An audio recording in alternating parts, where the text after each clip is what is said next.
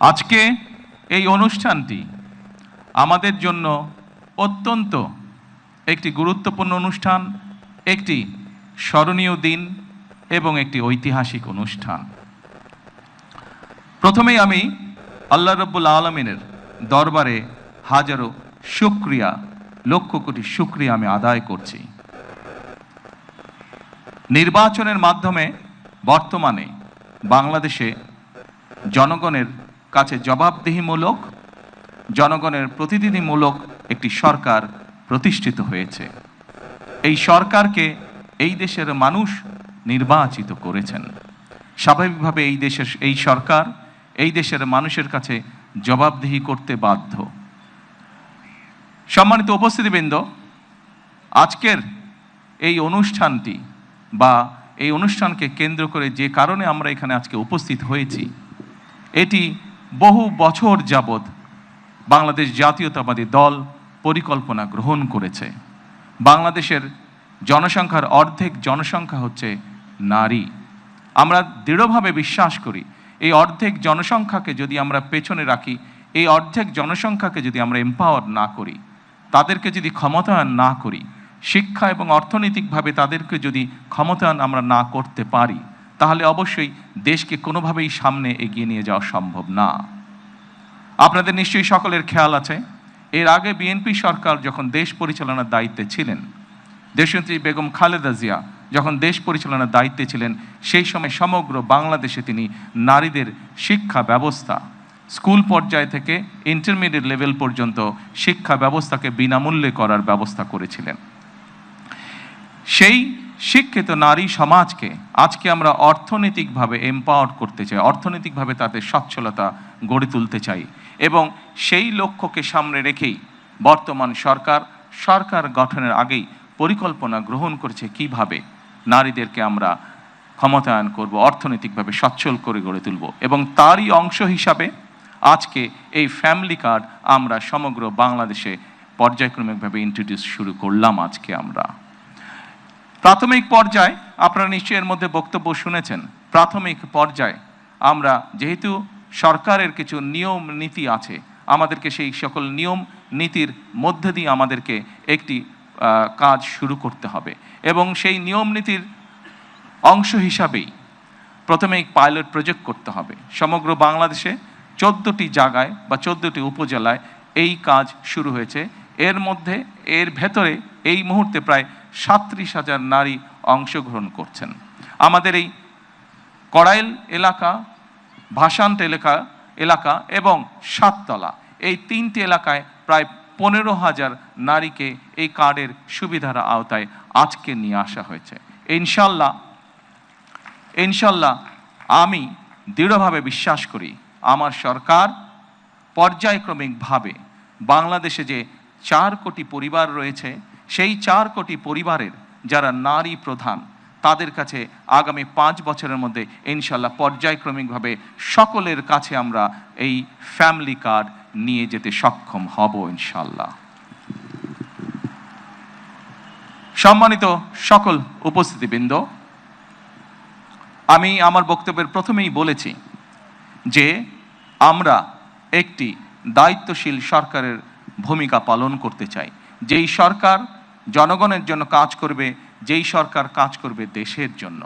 আমরা জনগণের কাছে জবাবদিহি থাকতে চাই, এবং তারই একটি অংশ হিসাবে আমাদের দল, বাংলাদেশ জাতীয়তাবাদী দল, নির্বাচনের পূর্বে আমরা বাংলাদেশের মানুষের কাছে প্রতিশ্রুতি দিয়েছিলাম, বাংলাদেশের নারী সমাজের কাছে প্রতিশ্রুতি দিয়েছিলাম যে বিএনপি সরকার গঠন করতে সক্ষম হলে আমরা এই ফ্যামিলি কার্ডের কাজ শুরু করব।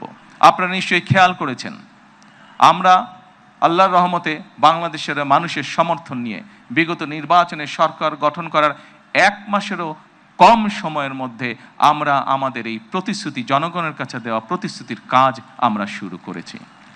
এবং শুধু এই প্রতিশ্রুতি নয়, আমরা আরও কিছু প্রতিশ্রুতি করেছিলাম, তার মধ্যে যেগুলো আমাদের প্রায়োরিটি প্রজেক্ট ছিল, তার মধ্যে আরেকটি আছে কৃষক কার্ড।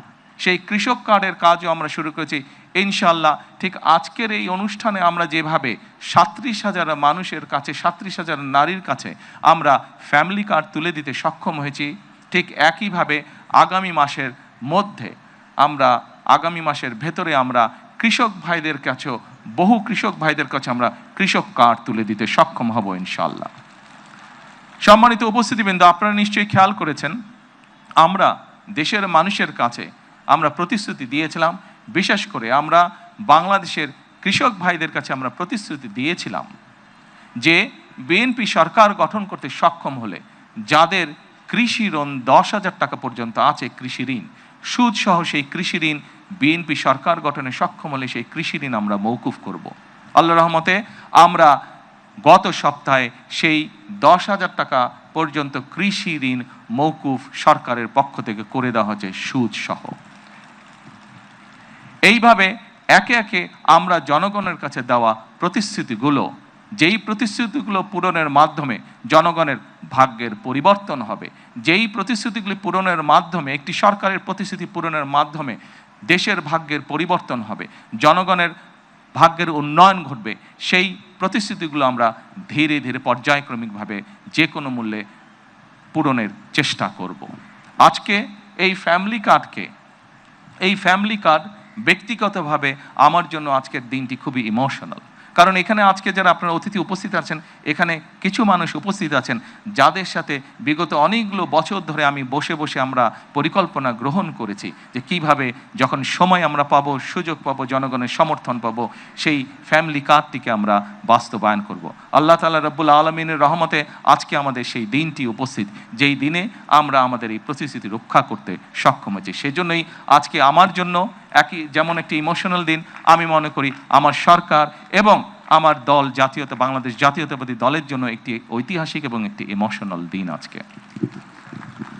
সম্মানিত সকল উপস্থিতিবৃন্দ, সম্মানিত সভাপতি সহ মঞ্চে উপস্থিত অতিথিবৃন্দ, আসুন, এই দেশটি আমাদের প্রথম এবং শেষ ঠিকানা। এই দেশের মানুষের প্রত্যাশা বর্তমান নির্বাচিত সরকারের কাছে অনেক, সেটি আমরা বুঝতে পারি। কিন্তু একই সাথে আমরা যদি বাস্তবতা বিবেচনা করি এবং সমসাময়িক ঘটনা, মধ্যপ্রাচ্যের যে পরিস্থিতি, সকল কিছু যদি বিবেচনা করি, তাহলে আমরা যে প্রতিশ্রুতিগুলো দিয়েছিলাম, আমরা অবশ্যই আমাদের প্রতিশ্রুতি থেকে বিন্দুমাত্র আমরা অবস্থান পরিবর্তন করব না। হয়তো সমসাময়িক বৈশ্বিক পরিস্থিতির কারণে ক্ষেত্র বিশেষে হয়তো আমাদের কিছু কিছু ক্ষেত্রে সময় বেশি লাগতে পারে প্রতিশ্রুতিগুলো বাস্তবায়নের জন্য।